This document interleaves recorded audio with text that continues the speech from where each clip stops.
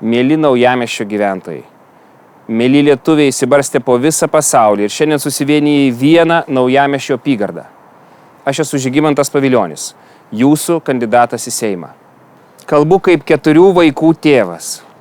Tėvas, kuriam rūpi, kokioje Lietuvoje gyvens mano ir jūsų vaikai.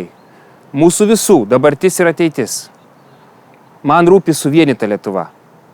Šiandien Lietuva priklauso nuo jūsų pasirinkimo ir balsavimo. Aš esu krikščionis demokratas, profesionalus diplomatas, ambasadorius, šaulys. Beveik 2 dešimtmečius integravau Lietuvą į ES ir NATO. Gerai žinau, kaip apginti Lietuvos interesus, kaip pritraukti užsienio investicijas ir sukurti naujas darbo vietas, kaip padaryti Lietuvą gerą vietą gyventi ir dirbti. Kviečiu jūs balsuoti už mane, Žygimantą Pavilionį, Naujamiesčio apygardoje. Kviečiu balsuoti už Tėvynės sąjungą, Lietuvos krikščionis demokratus daugiamandatėje apygardoje ir reitinguokite numerį 18. Tai yra mano numeris ir mūsų bendros sėkmės numeris.